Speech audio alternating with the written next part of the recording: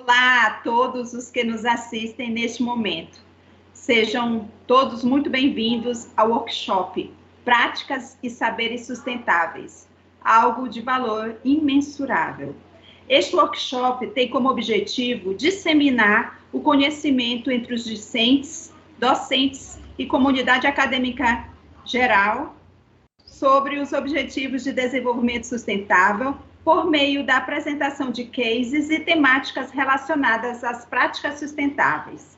Serão dias de muito aprendizado e esperamos que estes ideais sustentáveis possam fazer parte de suas ações diariamente. É isso mesmo, Andreia. Sabemos da importância global de alcançar o êxito na concretização dos Objetivos de Desenvolvimento Sustentável trazidos pela Agenda 2030 e adotados por 193 países signatários integrantes das Nações Unidas. Indo ao encontro dessa agenda global, a Universidade Estadual do Maranhão promove hoje este workshop como mais uma das suas diversas ações em relação a esta temática de importância imensurável para o planeta e para toda a população.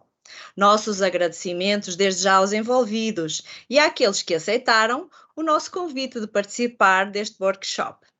Muito bem lembrado, Cláudia. Por falar em agradecimento, não poderíamos deixar de falar e enaltecer o envolvimento e estímulo do nosso magnífico reitor, Gustavo Pereira da Costa, do nosso vice-reitor, Walter Canales Santana, a realização deste workshop.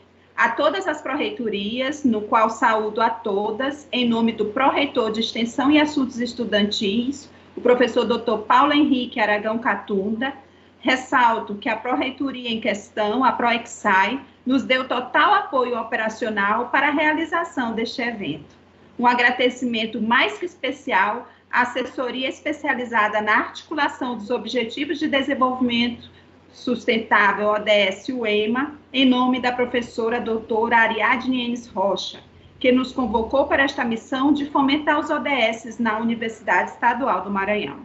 Não poderíamos esquecer de agradecer também a todos os membros da Comissão Consultiva e Executiva no âmbito da discussão e execução do Plano de Ação da Assessoria Especializada na Articulação dos Objetivos de Desenvolvimento Sustentável, ODS-UEMA. Nosso muito obrigada. Justamente lembrado, Andreia. Agradecimentos registados e merecidos. Agora vamos dar início ao nosso workshop, convidando uma especialista em diversidade e inclusão. Ela veio nos falar da importância dessa abordagem nas empresas e na sociedade em geral.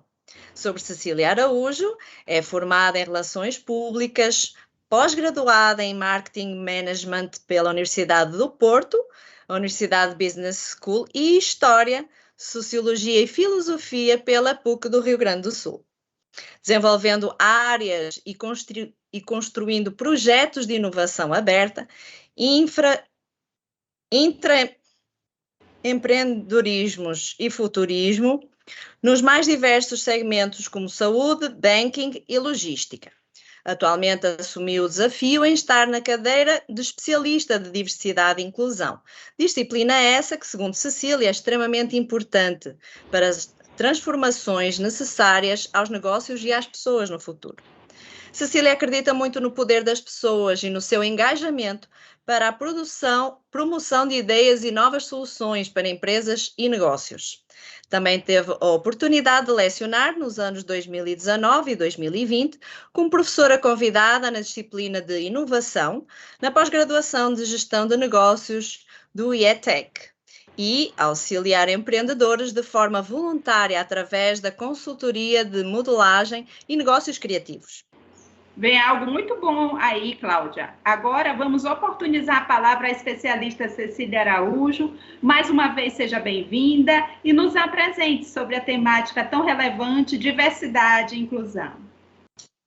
Obrigada pela oportunidade, né, pelo tempo e o espaço para poder falar sobre o tema. Obrigada pela apresentação também. Eu vou compartilhar com vocês aqui o material para a gente poder ver juntos, né, e conversar juntos sobre o tema. Para mim é uma honra muito grande poder estar aqui falando de uma temática que eu acredito que é muito importante para o futuro das pessoas e dos negócios. Já compartilhando a tela. Já está tudo certo, professoras? Posso seguir? Sim. Vamos lá. Eu gosto sempre de falar sobre esse tema, né? E começar alinhando alguns conceitos. A gente fala sempre de diversidade e inclusão, e as duas palavras andam juntas. Então, eu vou usar aqui a didática que eu uso aqui dentro da VLI, que é a empresa da qual eu faço parte hoje, uma empresa de mais de 8.000 empregados, espalhados por todo o Brasil. 80% desses empregados estão na áreas operacionais. Então, eu levo esse discurso de um jeito bem simplificado para que todo mundo possa entender e compreender qual que é o seu papel dentro dessa realidade. Então, quando a gente fala de diversidade, a diversidade eu faço com elas, né, a alusão de uma mochila, onde todas as nossas habilidades e ferramentas e visões de mundo estão aqui com a gente. Quando a gente senta aqui para trabalhar, quando a gente está atrás de uma cadeira de uma universidade, independente do local onde a gente esteja, a gente está carregando junto com a gente tudo aquilo que nos compôs, que nos formou como indivíduo até ali. E a diversidade, ela existe porque todos nós viemos de realidades diferentes. Casas, famílias, histórias, escolas, empresas. Então, essa diversidade, né, das maneiras diferentes de pensar é que compõe esse ambiente ao qual estamos fazendo parte, ao qual socializamos. E o que significa inclusão? Que é uma palavra que caminha junto com a diversidade.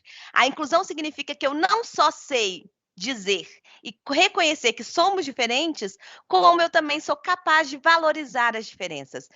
A gente se engana muitas vezes, né, e acha que a diversidade por si só a gente já está trabalhando nesse ambiente, né?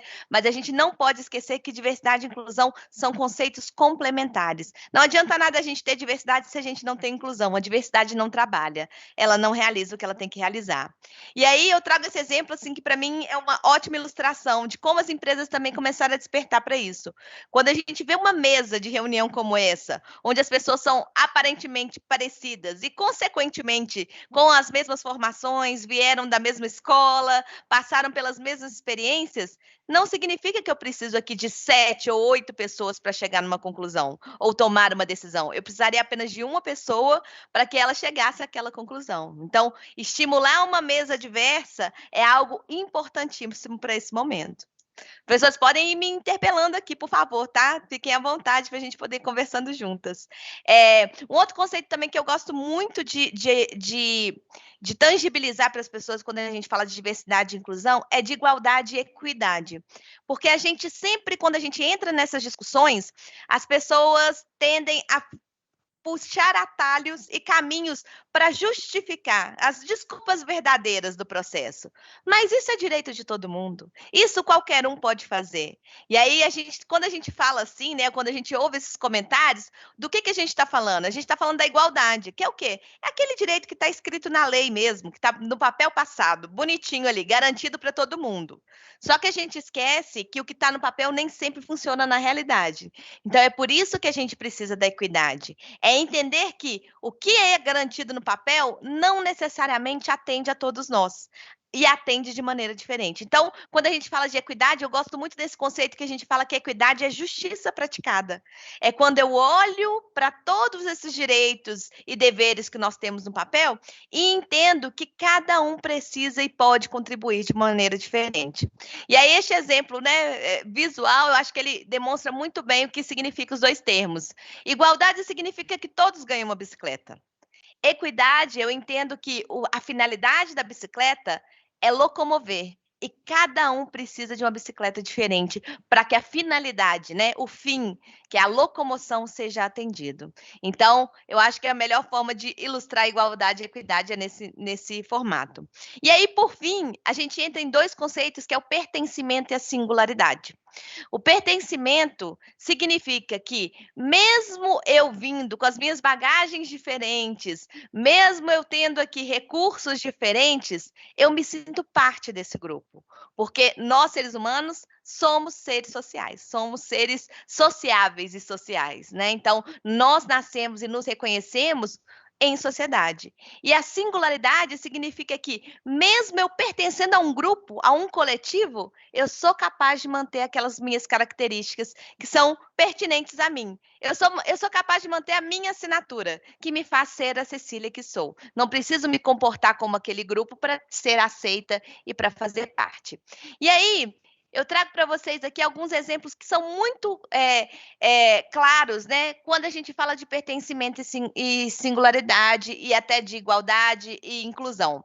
O que é isso aqui? O primeiro desenho, ele mostra exatamente o que significa exclusão, que é o quê? Eu tenho um grupo de iguais que se reúne e se protege e convive ali, excluindo os que são diferentes. O segundo desenho, ele demonstra a segregação. Eu tenho um grupo de iguais, que aí vocês podem ver que esse grupo de iguais é a maioria, né? São as pessoas mais parecidas, são a maioria dentro desse contexto. Esse grupo de iguais se segrega dentro desse contexto, ou se segrega neste ambiente, para poder conviver, e cria um grupinho à parte para que os diferentes se relacionem.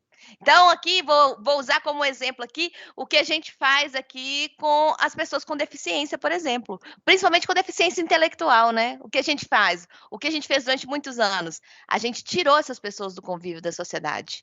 Excluiu essas pessoas e segregou elas a um espaço geográfico onde elas poderiam estar. E aqui embaixo é um dos truques que a gente tem, né? Que é o que a gente chama de integração. Principalmente nas empresas, a gente ouve muito falar da integração. Somos um time integrado. Mas na hora que você olha ali na lupa do time integrado, o que significa essa integração de verdade? Olha para você ver, eu trouxe a segregação para dentro do grupinho maior. Então, eu tô lá, convivendo com aquele grupão, mas eu não consigo trocar com ele. Eu tô ali, eu só convivo, só estou dentro do meu nicho, eu só convivo e só troco com as pessoas que são parecidas comigo, eu não consigo interagir com o ecossistema como um todo. E por fim, é o cenário ideal, que é o cenário da inclusão, onde a gente tem aí, né, os grupos diversos e diferentes interagindo e trocando entre si e convivendo no mesmo ambiente. E por que isso é importante, né? Por que quando a gente fala muito de diversidade, inclusão, equidade, pertencimento, a gente precisa falar de políticas afirmativas, por exemplo, porque o sistema ele não vira sozinho. E o sistema não virar sozinho, a gente continua reproduzindo o sistema sem perceber. É o que a gente chama, muitas vezes a gente vai falar do racismo estrutural, do machismo estrutural. São coisas que já estão tão arraigadas dentro da nossa vida, do nosso dia a dia, da nossa sociedade, que a gente sequer consegue pensar que aquilo está errado. Sempre foi assim, sempre vai ser. Então, quando a gente traz o conceito de representatividade, por exemplo, mulheres em posição de liderança, mulheres à frente de negócios. Aí eu trago aqui para vocês o exemplo da Forbes, uma revista de negócios com a Cris Junqueira grávida. Quando que a gente consegue pensar? Eu penso, uma revista de negócio, quando a gente começa a imaginar como seria essa capa, nunca que eu ia imaginar uma mulher grávida, né, na capa dessa revista. Então, a gente precisa de representatividade, porque a representatividade, ela constrói o subjetivo, ela constrói a identidade. E, consequentemente, ela constrói e empodera as pessoas que desejam chegar nesse espaço. Mostra que aquele espaço é um espaço inclusivo, que é um espaço para você também. Que o mundo dos negócios não vai te segregar porque você é mãe e te deixar ali no teto de vidro, mas que vai te dar uma oportunidade também para você ser CEO. E eu sei que isso não acontece hoje, tá? Mas é importante falar desses conceitos e por que a representatividade é importante para a gente. E por que o mundo dos negócios descobriu a diversidade, né?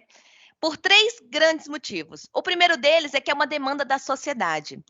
As pessoas, os consumidores, os negócios, hoje os fundos de investimento, eles já entenderam que as pautas sociais, o ESG, eles viram o jogo. E que não tem como mais a gente falar do mundo dos negócios sem falar do mundo atual, sem falar de crise climática, sem falar das questões sociais, sem falar das questões de impacto. E as pessoas cobram isso. As redes sociais impulsionaram essa visão. Então, é uma demanda da sociedade e as empresas estão entendendo isso. O segundo ponto é porque é a coisa certa a se fazer. Existe uma pesquisa em que 60% da população brasileira confia muito mais numa empresa privada do que nos governos. Isso mostra o poder que uma empresa privada tem de construir e mudar a realidade do Brasil e mudar a realidade de muitas pessoas. E o terceiro ponto é que diversidade e inclusão é estratégico para os negócios. E eu vou mostrar por quê. Em 2015, o Ministério japonês, querendo se fortalecer como uma imagem de um país tecnológico e formador de mão de obra, decidiu tomar uma medida muito simples. Eles parariam de dar incentivos e bolsas para os cursos de ciências humanas e focariam no desenvolvimento apenas das ciências exatas, com maiores incentivos, bolsas, aberturas de vagas. O que aconteceu? Realmente o Japão começou a formar mais cientistas, né, voltados para a área de exatas, mais engenheiros, mais desenvolvedores, mais pessoas conectadas com a pauta voltada para as engenharias de exatas. Porém, a hora que as grandes empresas vieram atraídas para essas mãos de obras formadas, o que elas perceberam? Faltava uma capacidade muito simples desses profissionais formados. Eles não tinham uma visão holística, eles não conseguiam ler negócios. Por quê? Fortaleceu-se muito um pilar do desenvolvimento técnico e não se fortaleceu nada dos soft skills que é trazido com as ciências humanas. Então, o que o governo percebeu é que não adianta, né, a gente pesar para um lado só da balança. Que quando a gente fala de diversidade, inclusão e diversidade de pensamento, a gente fala nisso também, que o equilíbrio é tudo na vida. Então, em 2020, o governo japonês, o Ministério da Educação japonês, caiu com essa premissa, né, e voltou a balizar e equalizar os investimentos em ciências humanas e ciências exatas.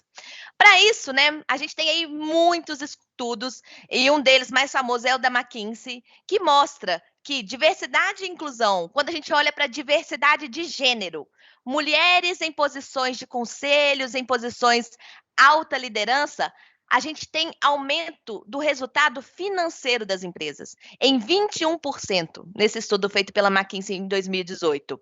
E se além da diversidade de gênero, a gente ainda garante nesses altos conselhos a diversidade de raça, né, a diversidade étnica, a gente aumenta em 33% o EBITDA. Ou seja, diversidade gera retorno financeiro.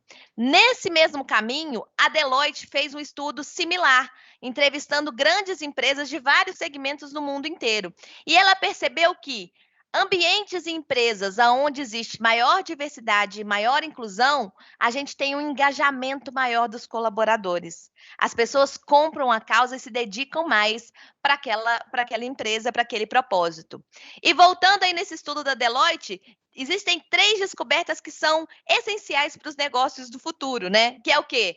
O aumento da capacidade de inovação aumenta em 83% se eu tenho um ambiente mais diverso e mais inclusivo. Lembra que eu dei o exemplo lá da mesa? Se eu tenho uma mesa com pessoas diferentes, ao invés de eu ter uma ideia parecida, eu tenho 5 pontos de vista diferentes, que vão gerar ali uma inovação, que vão gerar ali uma ideia melhor em cima dessa construção coletiva. Eu aumento a capacidade de estar mais disposto a entregar de acordo com a necessidade do cliente. Sabe por quê? Porque dentro dos meus times, eu já sou e já exercito a empatia em lidar e entender com a necessidade do outro. Qual que é a diferença que nos une, né? Aonde que o que eu preciso ceder para você ganhar também? Aonde que a gente chega num consenso comum aqui? Então, a gente aumenta em 31% a capacidade de entregar para o cliente. E 42% é a colaboração entre os times. Ou seja, times mais diversos e mais inclusivos trabalham de forma mais integrada, trabalham de forma mais cocriada, e isso aí garante a continuidade dos negócios. Como eu disse anteriormente, né, o aumento de 80% do engajamento dessas empresas. E isso eu acho que o maior capital de qualquer negócio, ter um time engajado e as pessoas que acreditam, então, engajadas por aquela causa. Por fim, a McKinsey elenca 5 grandes ganhos que a diversidade e inclusão traz para o negócio. O primeiro deles, as empresas que são mais diversas e inclusivas conseguem atrair os melhores talentos, elas aumentam o foco no cliente, elas garantem a satisfação dos funcionários, elas melhoram a tomada de decisão e elas garantem uma licença para operar de longo prazo, o que significa que elas são empresas melhores representadas, né, com mais probabilidade e sustentabilidade nos negócios. E, aliado à diversidade e inclusão, eu trago um tema que é muito importante e que eu acho que durante essa pandemia foi algo que impulsionou grandes discussões, principalmente nas agendas de gestão de pessoas, de gente, né, em todos os fóruns, que é a segurança psicológica. Em um momento que a gente vive uma certa incerteza, volatilidade e esse nível de estresse que estamos todos nós vivendo, mesmo trabalhando em home office ou em regimes híbridos, né, a gente precisa pensar nessa segurança psicológica. E como que a segurança psicológica está diretamente ligada com a diversidade? A professora Amy, né, da Harvard, ela fala que segurança psicológica é definida como um clima que as pessoas sentem confortáveis em se expressar e serem elas mesmas. Ou seja, em ser o seu verdadeiro eu. É o que a gente chama, muitas vezes, do ser humano integral. Eu venho para o trabalho, para o lugar onde eu passo a maior parte das minhas horas, dos meus dias de vida, e eu consigo ser 100% Cecília aqui. Eu não deixo um pedacinho em casa, eu não escondo nada. E isso me faz ser mais feliz, mais produtiva e entregar de uma forma diferente. Para a segurança psicológica, existem 4 pilares muito importantes. O primeiro deles é a diversidade e inclusão. Como que você avalia que você é bem visto, né, por ser quem você é dentro daquele ambiente onde você está? Segundo ponto, é possível ter uma conversa aberta? Eu posso expor opiniões e trazer os meus pontos de vista aqui? Terceiro ponto, atitude e tolerância ao erro e risco, né? Em relação ao risco. Eu sou permitido a testar possibilidades, a cometer erros, e isso é algo que é visto como um aprendizado, não como uma punição dentro desse ambiente?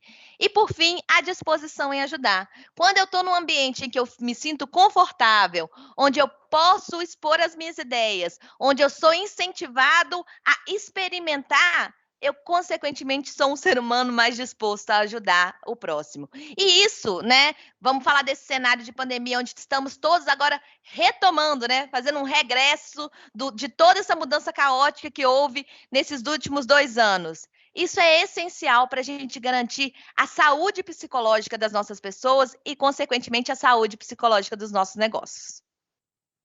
Deixa eu seguir aqui. Passando.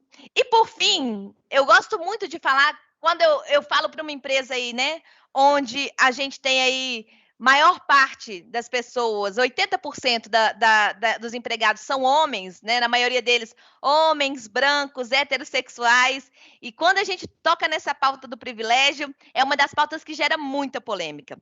Porque quando a gente fala em privilégio, a pessoa logo pensa, eu não sou um privilegiado. Eu lutei muito para estar aqui, eu me esforcei, eu estudei, eu virei noite, eu fiz estágio, eu ganhei mal, eu comi marmita e tudo mais, né? E este não é o ponto. Quando a gente olha para as pautas sociais, principalmente dentro do ESG, e quando a gente fala das questões de privilégios e, consequentemente, das ações afirmativas que a gente precisa fazer para corrigir essa rota, não significa que você não se esforçou para ter o que você tem, mas significa sobre o que você não precisou passar. Porque existem pessoas que se esforçam o mesmo tanto ou mais que você, que não conseguem sair do lugar. Porque a estrutura é uma estrutura invisível, e às vezes é muito difícil de entender isso. Não permite que ela ascenda ao próximo degrau. Ou a ascensão ao próximo degrau é tão difícil, tão complicada, que ela sequer consegue se movimentar.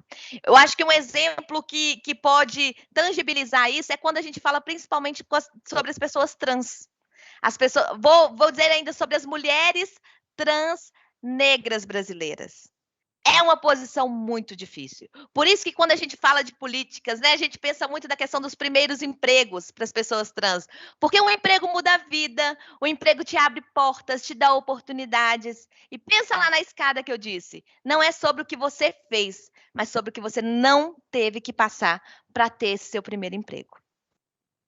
E aí, esse estudo, né, a Crescimento divulgou essa essa pirâmide do privilégio, da hierarquia dos privilégios, e eu acho que isso aqui é algo onde todos nós devemos parar e refletir, sabe? De certo modo, para poder entender nessa pirâmide aqui, em quantos desses privilégios eu me encaixo?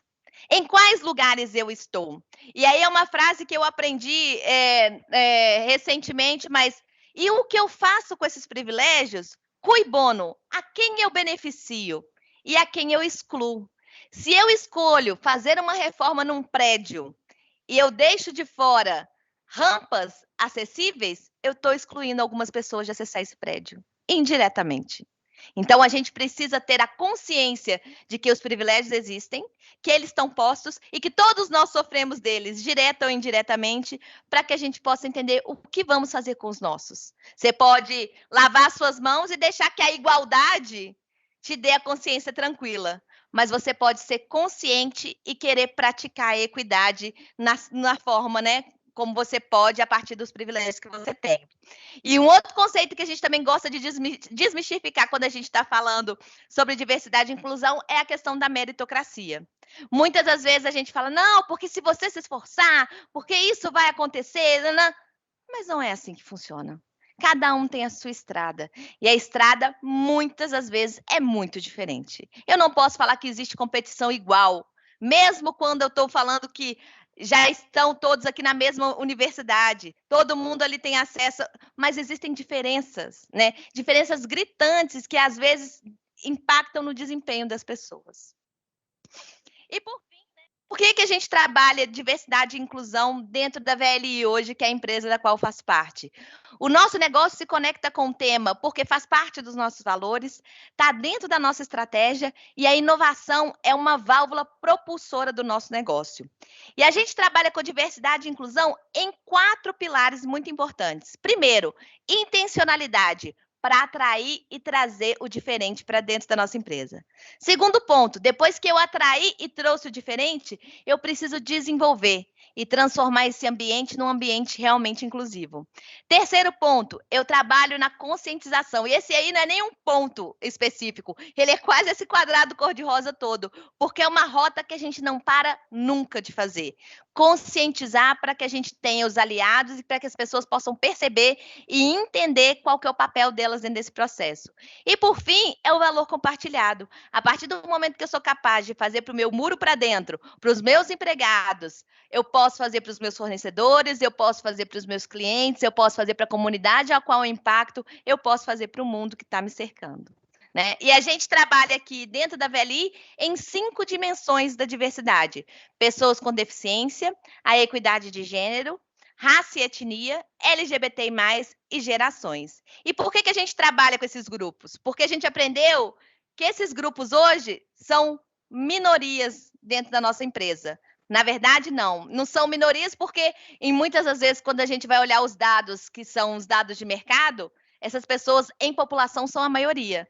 Porém, são pouco representados dentro do nosso universo de 8.500 pessoas. Então, os grupos minorizados aos quais a gente quer estimular e incentivar são essas 5 dimensões.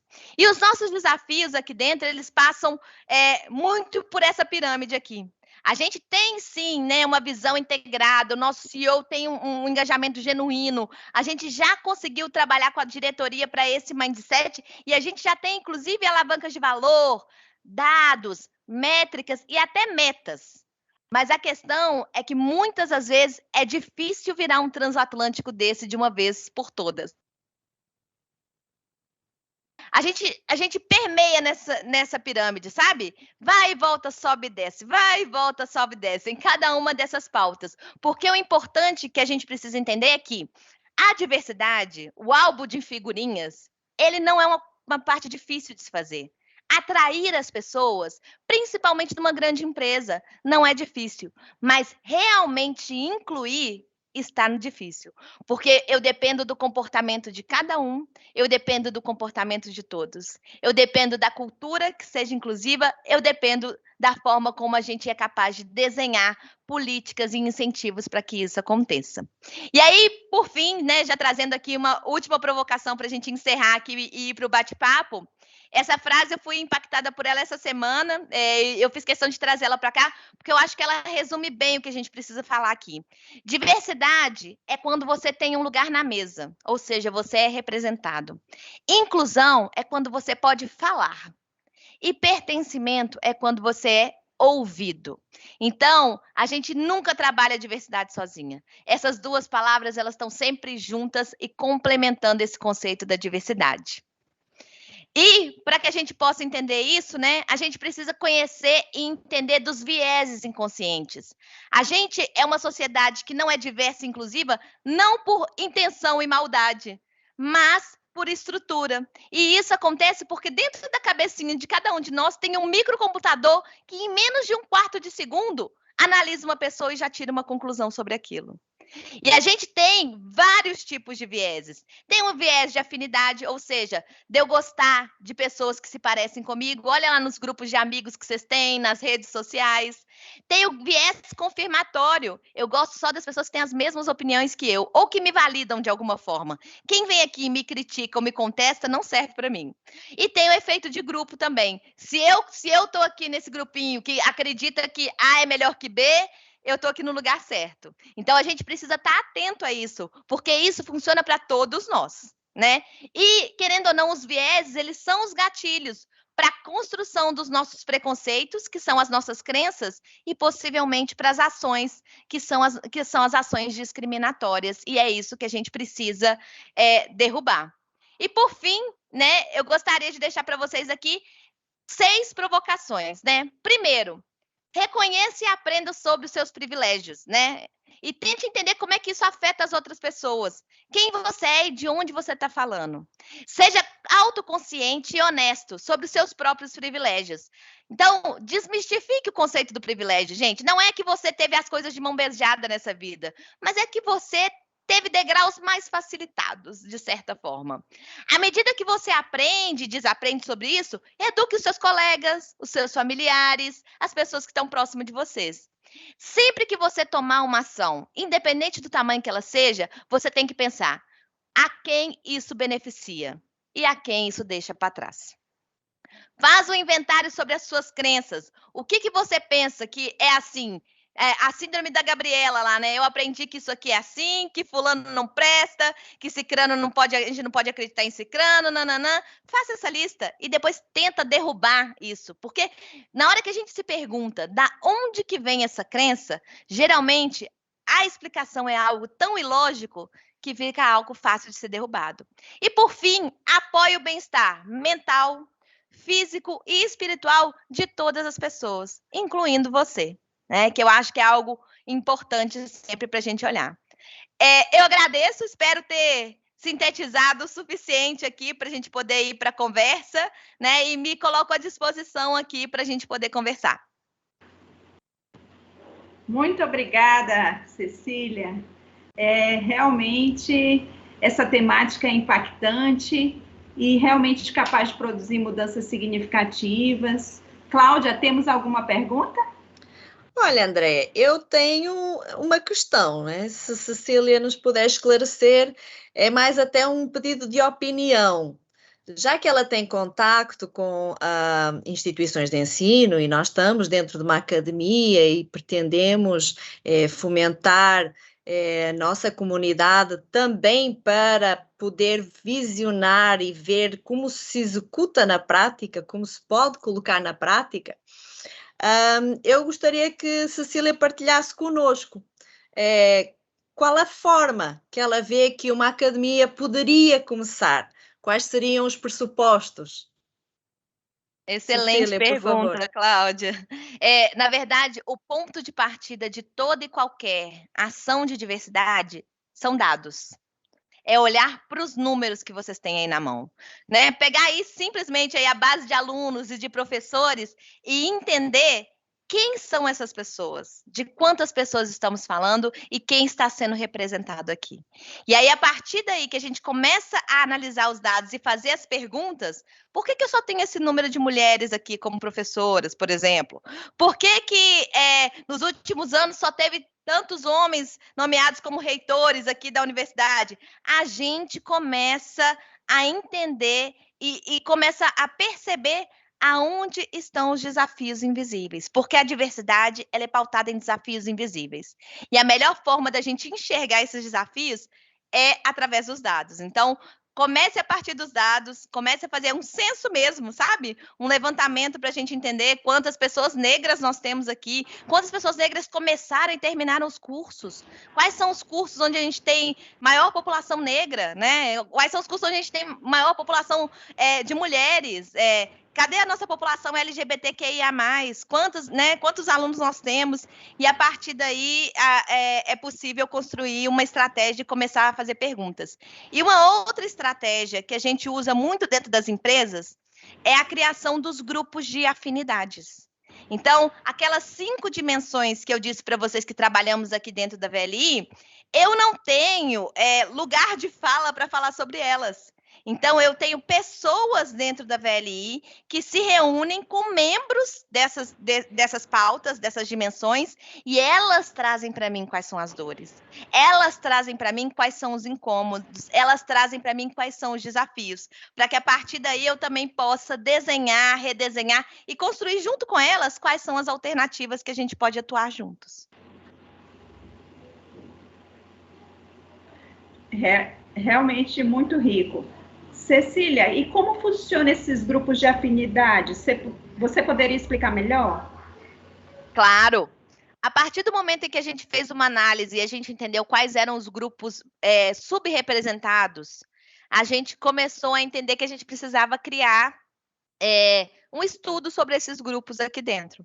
Então, nós buscamos, né, representantes dos grupos. Então, mulheres para o grupo de equidade de gênero, pessoas com deficiência para o grupo de pessoas com deficiência, pessoas negras dentro do nosso grupo de raça e etnia, gerações, a gente tem um grupo de gerações. Então, a gente buscou uma pessoa que representasse a geração Y, uma pessoa que representasse a geração Baby Boomer, e a partir daí, a gente começou a criar momentos de trocas e falas e conversas, de escuta mesmo, para poder entender quais eram as dores e quais eram as principais necessidades desses grupos dentro da empresa. E aí, os grupos se uniram inicialmente por propósito. Vocês vão ver que as pessoas que vêm, né?